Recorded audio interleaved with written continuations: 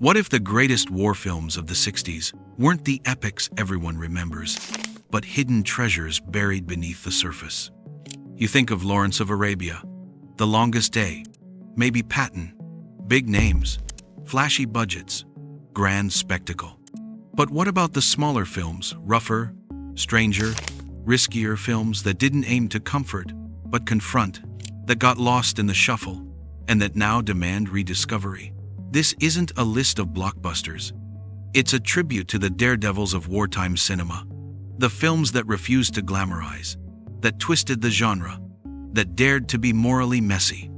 Let's begin with one that turned the sky into a battlefield of obsession. The Blue Max, 1966. A German wing in the clouds. Imagine a war film that makes the enemy its protagonist. The Blue Max follows Bruno Stachel, a working-class German pilot in the final year of World War I, striving to earn the Blue Max medal by achieving 20 confirmed aerial victories. Most war films of its era would never dare such a setup. The hero is German, but Stachel isn't painted as a villain either. He's ambitious, ruthless, flawed. What makes the Blue Max unforgettable is how seriously it commits to realism. They built replica biplanes, flew real dogfights, avoided soundstage trickery. The cinematography soars. You feel the wind, the tension in the air. It's visceral. But critics at the time balked. Some praised the visuals. Others found the melodrama heavy. The idea of following a German hero made box office in America uneasy. Over time, though, viewers learned to look past the romance subplot and focus on the brutal aerial ballet. What remains is a film about ambition, class, and the cost of chasing glory in the skies. But while the Blue Max gave us airborne obsession, another film stayed grounded, focused on the trenches, the morality, and the meaninglessness of war. King and Country, 1964. In the Ditch, a trial. No sweeping panoramas, no sweeping heroics. Just one soldier, one tribunal, and the weight of war crushing everything in between. King and Country tells the story of Private Arthur Hemp, who is brought before a court-martial for walking away from the front lines. His accused crime is simple, but the question is brutal. Does war demand blind obedience, even when it breaks a man? The entire film feels suffocating. It takes place in dugouts, offices, corridors. The setting mirrors Hemp's hopelessness. His defense attorney defends a man he knows is doomed. There is no glory here, just human collapse. Directed by Joseph Losey himself, an outsider exiled from Hollywood, this film feels like someone pouring salt into a fresh wound. It was based on real desertion cases, and the dialogue stings with authenticity. Critics lauded the performances, and Tom Courtenay won Best Actor honors. Yet general audiences largely avoided it. Too grim, too small. Today, though, it's seen as one of the most honest anti-war films of the decade. It doesn't shout at haunts. But if King and Country dared to strip war to its bones, another film shattered its structure entirely. The Victors, 1963. War in Fragments. Forget the single narrative war story. The Victors is a mosaic. A series of vignettes following a squad of American soldiers from Italy to Berlin during World War II. The tone shifts. Romance, irony, cruelty, absurdity. One moment soldiers dance and joke, the next, they turn on innocent civilians or break under pressure. Reality doesn't unfold neatly, and this film reflects that. Shot in stark black and white, intercut with real newsreel footage, The Victors constantly reminds you, this is war, messy and raw. Its fragmented structure was a gamble. When President John F. Kennedy was assassinated soon after its release, viewers recoiled. They wanted comfort, not disillusionment, so it sank.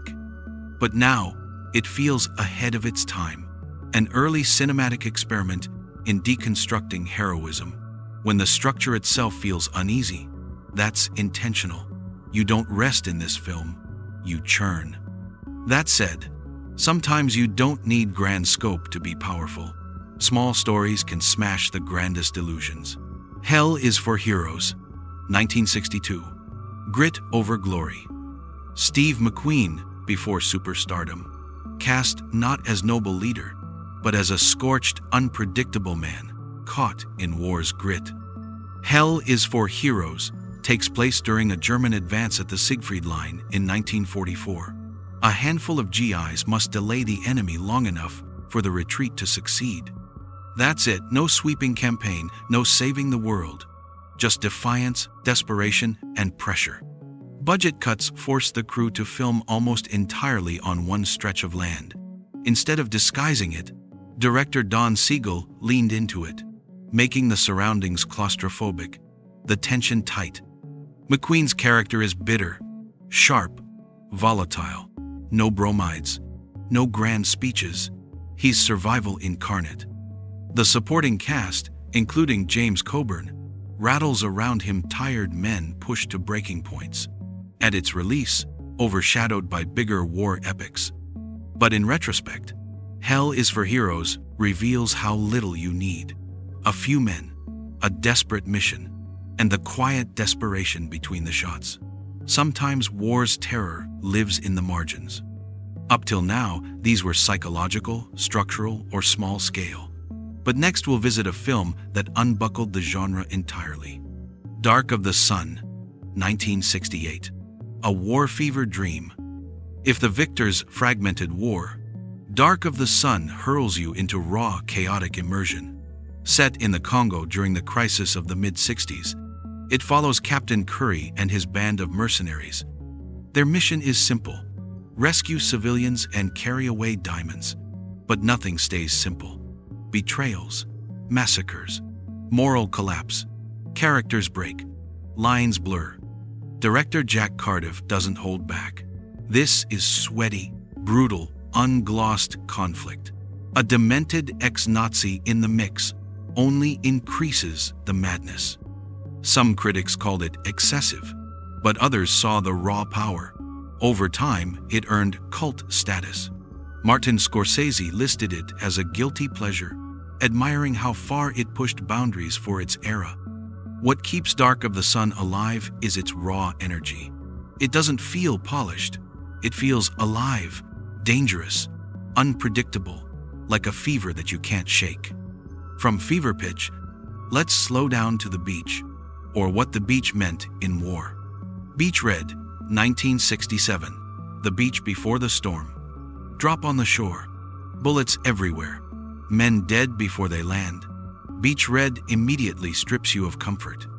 But then it layers in voiceovers, memories, flashbacks not just of the American fighters, but of their Japanese foes. You see humanity on both sides. You see ghosts. You see individual anguish in waves of chaos. Cornell Wilde didn't want faceless armies. He cut between the slaughter and the inner lives of fighters' hopes, memories, regrets. That human layer makes the carnage hurt more.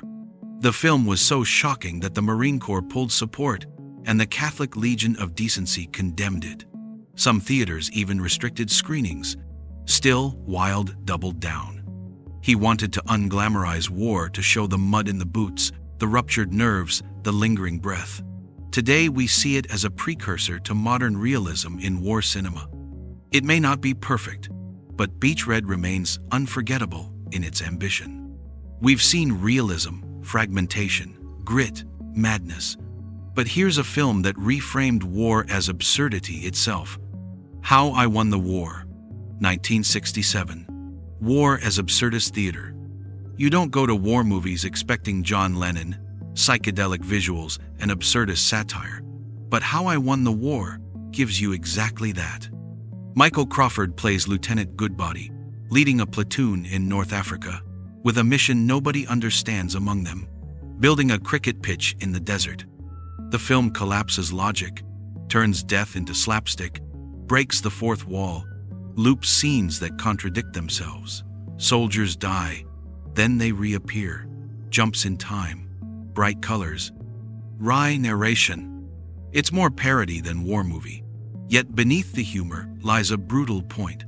War is absurd, cruel, contradictory. Audiences expecting laughs were blindsided. Critics were divided. But with time, the film's wild swings feel prescient. It hides a bleak anti-war core behind a mask of comedy. How I Won the War isn't for everyone, but it's one of the most daring war films of the 60s. It forces discomfort through laughter. But as the decade wound down, cynicism deepened. Heroism died harder. Play Dirty, 1969. No Angels in the Desert. Michael Caine leads a team of commandos disguised as Italians on a sabotage mission against German oil fields in North Africa. But don't expect noble sacrifice. These men are flawed, morally ambiguous. At one point, they murder witnesses without hesitation, no grand justification, no pity. The film shows cold decisions, betrayal, callousness. There is no saint. There is no redemption. Just survival. Compared to The Dirty Dozen, Play Dirty is leaner, meaner, darker. Its nihilism repelled audiences at the time. But today it draws admiration for its honesty. Every scene is edged. Every decision feels tenuous. It doesn't see war as a challenge. It sees it as a moral crucible that crushes everything. By spotlighting what we rarely want to see, Play Dirty remains raw, vicious, and unforgettable. From desert cruelty, let's step back and look at war without any shots fired. The Bedford Incident, 1965. Tension at sea. 2 ships, 1 frozen sea, a Soviet submarine, and the unspoken possibility that one mistake ends everything. The Bedford Incident is a Cold War thriller masquerading as a war film. On board a United States destroyer stalking a Soviet sub, tension builds slowly. The captain, inflexible and ruthless, pushes the men toward confrontation. A journalist on board watches, worried. No large battles, no explosions, but the stakes are apocalypse. James B. Harris, the director, avoided spectacle. Instead, he built psychological pressure. The silence of the sea, the cramped ship corridors, the unsteady command all heightened dread. At release, it was overshadowed by Dr. Strangelove, whose satire resonated more with audiences. The Bedford Incident felt too dour, too serious. But in retrospect, it's eerily prescient. When war may never break out, it's the decisions, the paranoia, the pride that carry the danger. It's not always the bombs. We sometimes make war just by refusing to look away. Why these films matter? You might ask, why dig into these obscure titles when the epics still dominate cultural memory? Because these films challenged war narratives when the world still believed in heroes and triumph.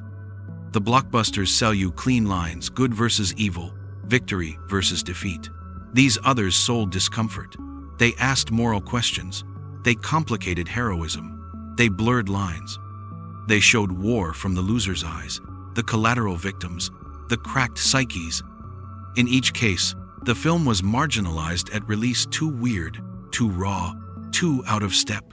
But today, we're different. Our appetite for nuance, for broken heroes, for moral morass that's grown. These films have aged better than many of their bigger siblings. They planted seeds in how we now understand war in art. Closing reflections. So where does that leave us? Across these titles, from the Blue Max to the Bedford Incident, we encounter ambition smashed by war, morality tested by survival, and heroism unraveling under pressure. These are not war films you watch to feel uplifted. You watch them to be unsettled, challenged, changed. Which of these have you seen? Which one shocked you the most? I want to know. Drop your pick in the comments. If you love rediscovering hidden gems, films that refuse safety and embraced risk, then hit subscribe. There are more forgotten classics waiting to be unearthed. Because the greatest war stories aren't always the flashiest. Sometimes they're the ones hiding in plain sight, waiting for someone to turn off the spotlight and look closer.